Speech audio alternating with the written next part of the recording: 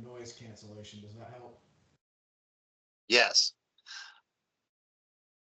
Hello, my friend. I wanted to thank you for taking time to speak with me today. Absolutely. Thank you for having me. I wanted to ask you about the recording process for the album. I noticed there's a lot of hands involved in the credits and the songs. Is there a certain formula that you go through in the creation of your tracks?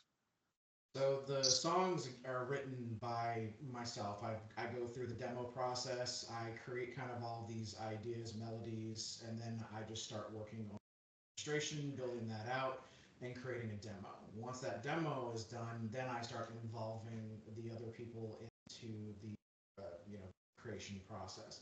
So, for example, I'll have a rhythm guitar idea just to kind of give an idea of what I'm looking for, and then I'll hand that off to one of my guitarists, and they'll finish that off. I have an idea of what I want for the melody, the timing for the lyrics, and all that stuff. Once I've got that down, again, I find who I feel will fit best for the song, and then have them do the vocals and share a demo of myself singing. Kind of just a scratch track for them to kind of guide. Upon writing the lyrics, what are some of your inspirations in your writing?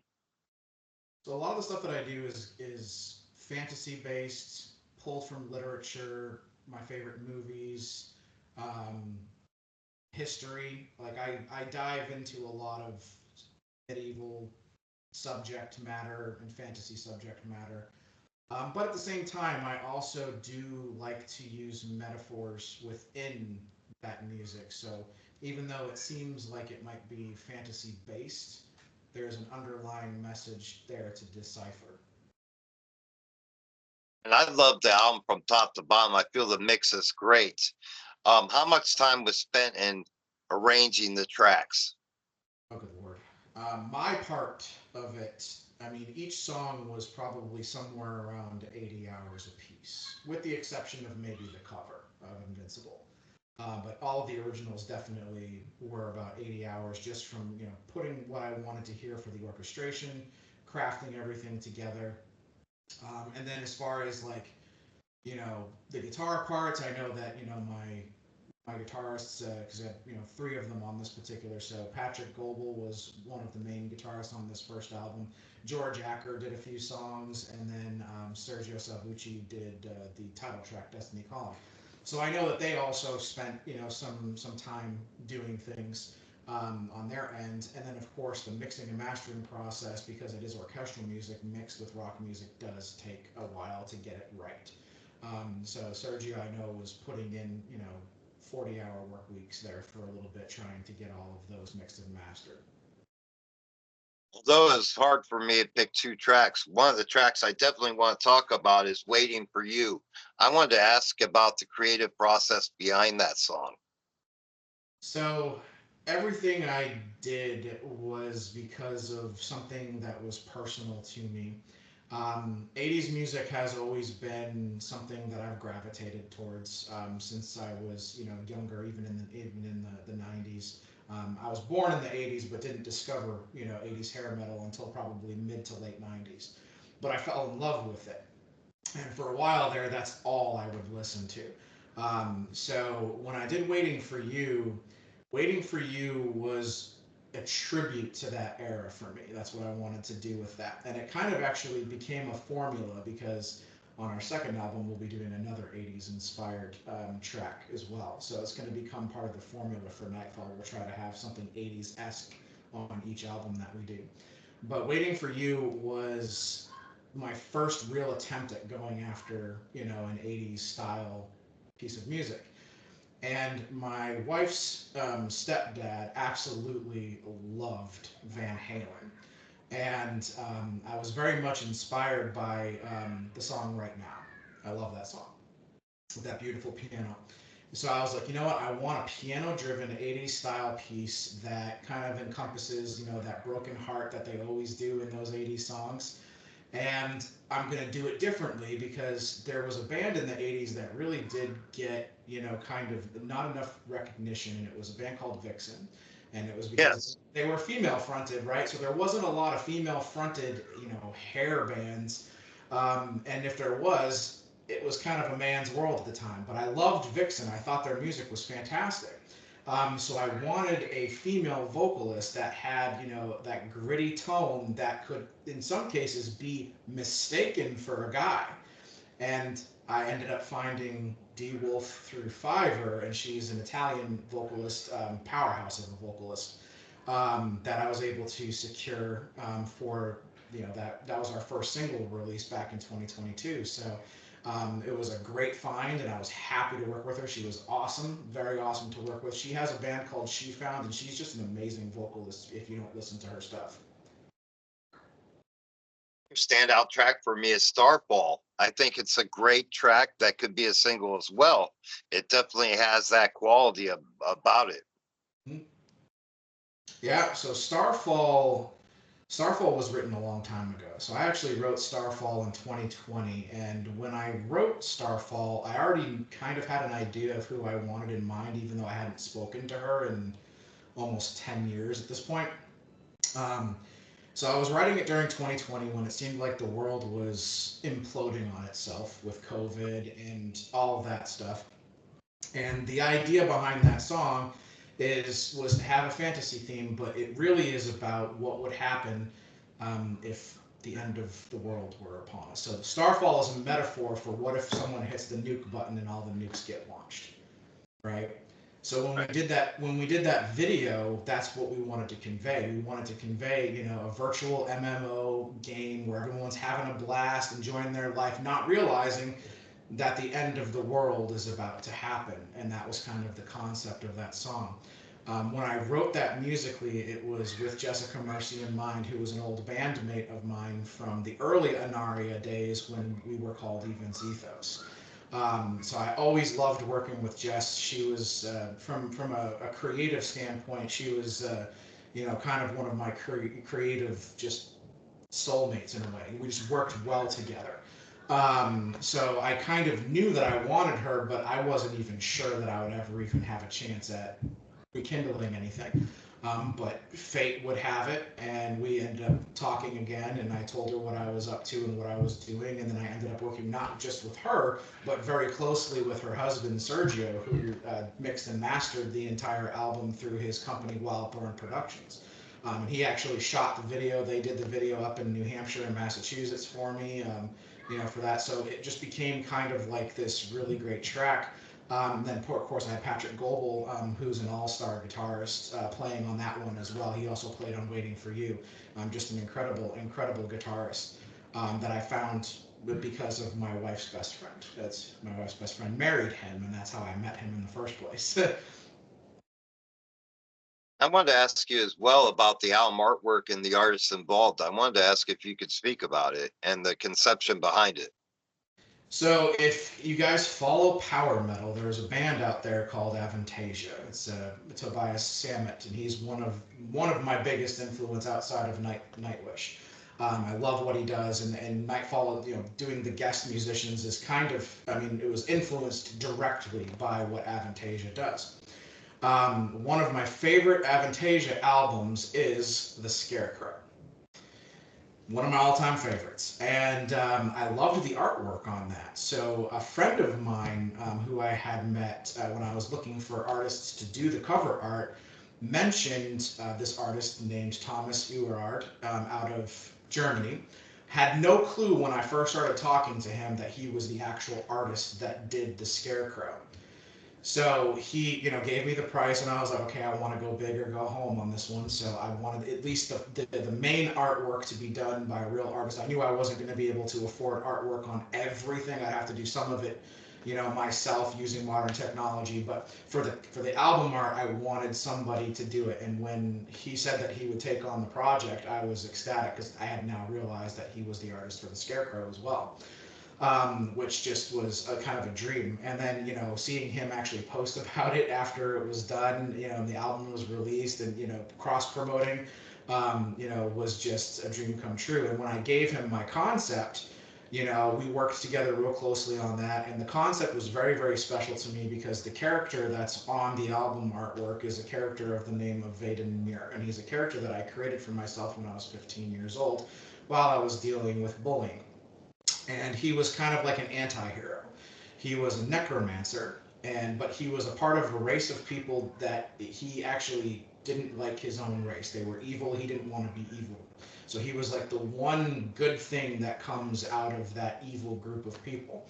And he is, one of the main characters of the story that I was writing, which at some point we will be doing more with that story down the road.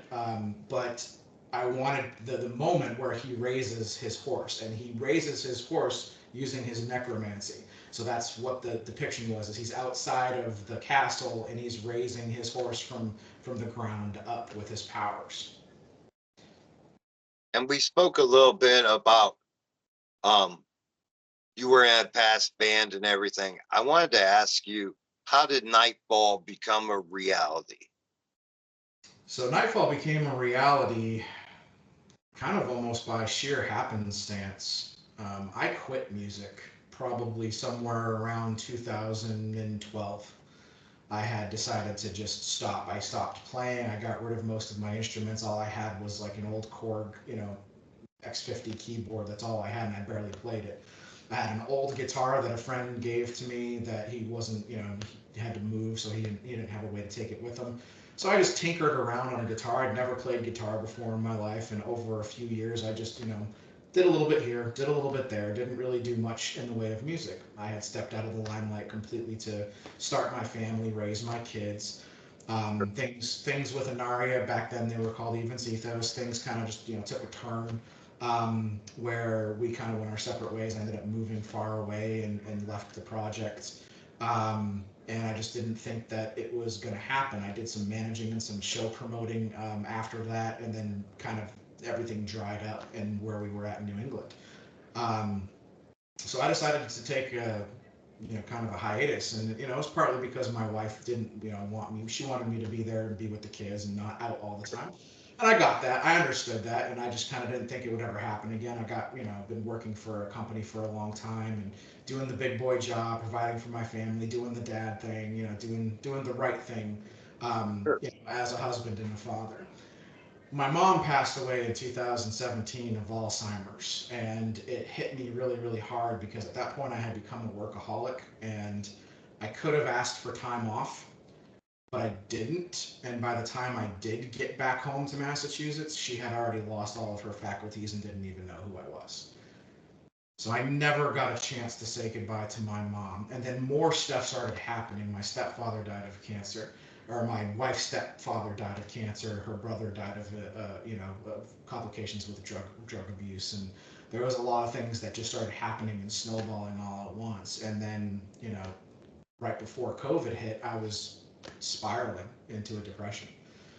And my wife saw that, and she was like, the last time I saw you truly happy was when you were playing. So I never buy anything for myself. That's what she told me. You never buy anything for yourself. Why don't we spend a little bit of money, get you a new keyboard workstation so that you can start practicing and playing again? So I did. And once I had that and I started messing around, the floodgate just kind of opened. 10 years worth of creativity started letting itself out with all these different emotions.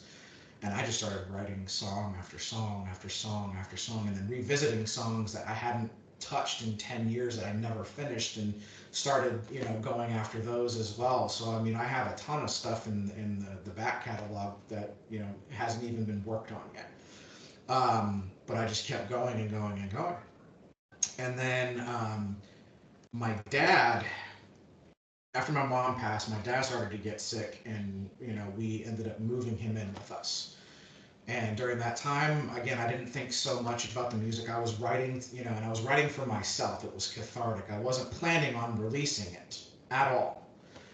But it got to the point where my dad got so sick at the very beginning of 2021 that we had to take him home on hospice, and he was going to die one way or the other. And I went down there and I wrote a song called "Not Ready to Let You Go," and I did the best I could to record a demo version on my phone, and I brought it up to him while he was still coherent, and I shared with him what I had created. And it was a very, very emotional moment. And he did, he broke down and cried, and we just kind of, stood there. He held hands, and um, he then apologized to me. Something I never thought would ever happen. He apologized for not supporting what I was doing with the music stuff, and always trying to tell me to get the big boy job and never pushing me to do my creativity. And he apologized for that. Yeah, never in my life would have thought he would have done that, but he apologized and he told me that he was sorry. And he told me that after hearing that, he now realizes that this was my calling and that my destiny was music. And those are the exact words that he used. And then he told me that he loved me and to always follow my dreams. And then a few days later, we lost him.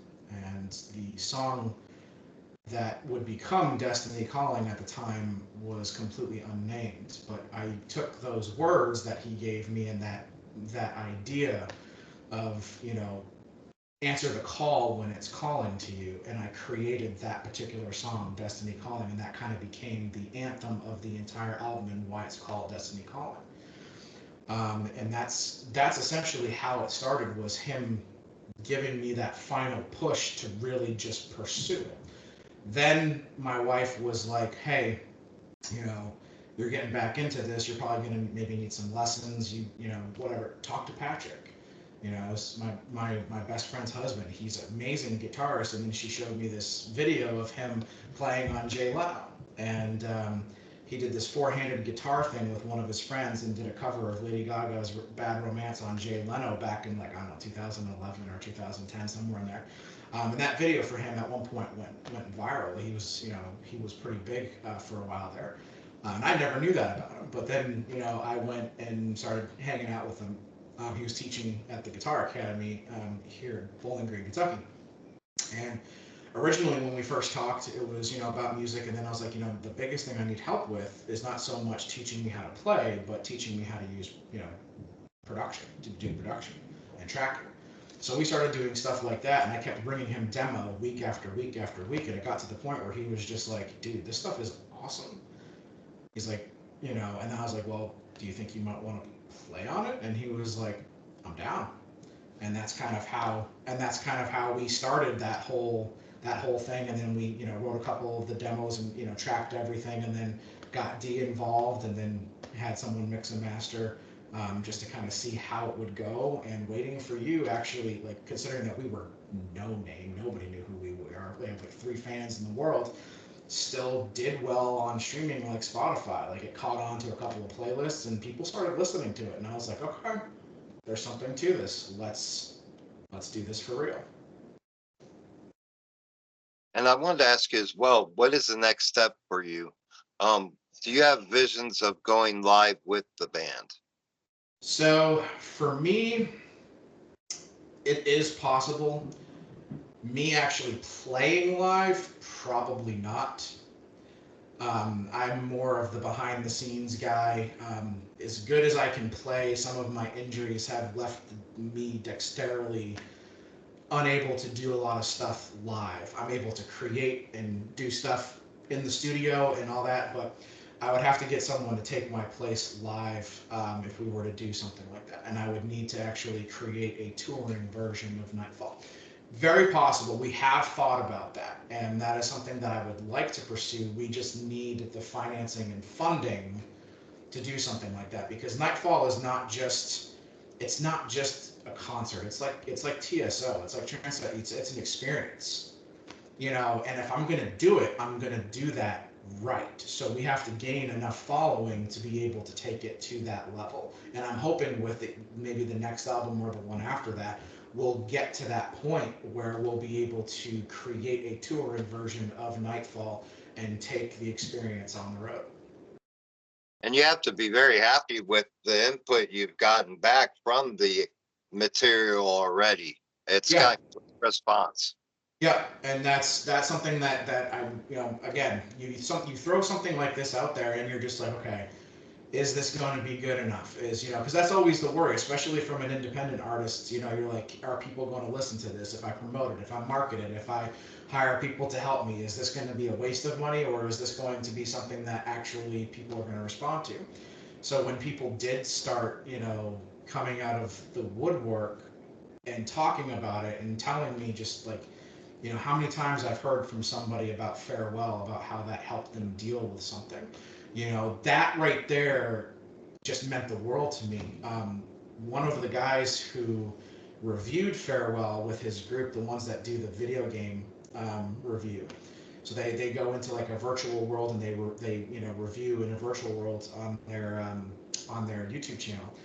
One of the guys that reviewed that passed away suddenly just recently, and one of his counterparts that are part of that group that did that video messaged me to tell me all about it, and then she said that all of us decided that one of the songs that should be played at his funeral was Farewell, and I was absolutely blown away that someone would even think to use that for something like that.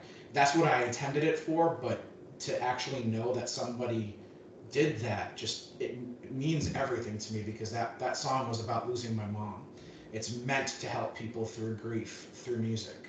It takes you through the 5 stages of grief. So to have that kind of response to something that you create, it's humbling, and it does fuel you to want to go further. So that's kind of like, those are the types of things that happen with this, with that kind of response. The reviewers, considering that it was an independent project, like even the reviewers, like the real critic people were receiving it fairly positively. Maybe not like 90 out of 100, but it was still much better than the standard independent release, and that made me happy as well. I just couldn't believe that. So I've been very very humbled, and I just want to keep going now. I wanted to ask you as well, how is the scene in your area? The scene for metal, there's not. I mean, there are some stuff here in Bowling Green. It's not much, if I'm being honest with you. The scene more up in the Louisville area is going to be a little bit better, and then of course there's some things down in Nashville. One of my friends, Dave Hale, he has a symphonic metal project out of Nashville, Tennessee, called Valkyrie's Fire. So I'm happy that there's more than one symphonic group that's in the area trying to break into that genre in the United States, because there's not that many of us in the United States at all. I wanted to ask you as well, when you're not working on music, what do you like to enjoy when you do have free time?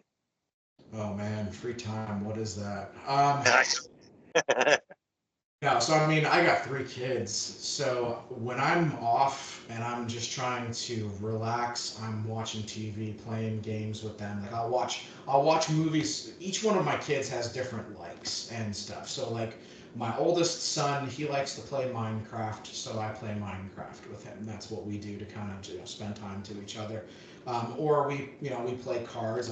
He really likes card games like cribbage and stuff like that. So we do that type of stuff. My daughter is my cinemaphile. So she likes to go to movies. She likes to watch TV shows. She loves horror movies. So we sit and we watch lots and lots of stuff together, and then we talk about it afterwards. My youngest son is probably the one that's going to become a performer himself, because he loves musicals. He loves singing and dancing. And he's the only one that truly, out of all 3 of my kids, that truly loves metal music. Like one of his favorite bands is Electric Callboy, believe it or not. Absolutely loves Electric Callboy. We rock out to them all the time. But he's my little performer, so he does stunts, he runs around, dances, sings. He's actually got a pretty good singing voice for a 7-year-old. So he's the one that I hope will follow in the footsteps with the music part of it. I wanted to ask you as well, what is the best way to get a physical copy of the album and any merchandise that you have? So we do have,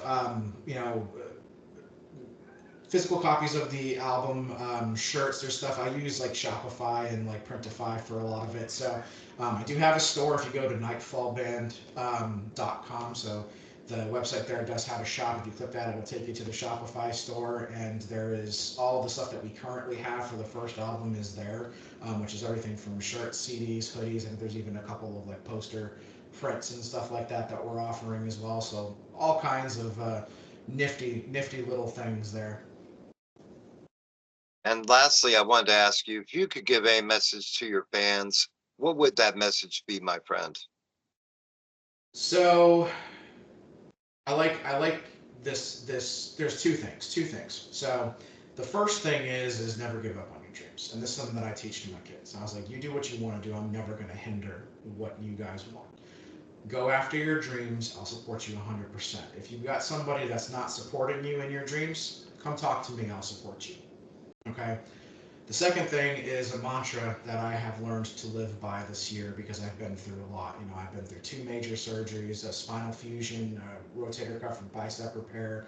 So I've been under the knife quite a bit, and this year it took me by storm. And then a week before I was due to have my spinal surgery, my best friend at 39 passed away suddenly of a seizure. And he was supposed to come see me the next day. He was flying to Nashville to come see me, and he just passed out of nowhere. And he was coming to see me because I was scared of what was going to happen with this surgery, because there was a lot of complications that could happen with this, because it wasn't just a tiny fusion, it was massive. It was a cervical 2 to thoracic 1, which is huge neck surgery. Supposed to take 6 hours, ended up taking 12. I could have easily lost my life during this. So he was coming to pray over me. He was coming to spend some time with me just in case something happened. And then what happens? Something happens to him instead. So it just took me by storm. But the mantra that I've lived by, and I even started living it prior to his passing, is true strength is not discovered until it is required. And that is the quote that I created for myself to push through everything. Absolutely. And, I've been going through health issues as well. And I see every day as a gift. And, to make every day as if it's your last day, to not leave no stone unturned, to do what you enjoy and what moves you and what you believe in.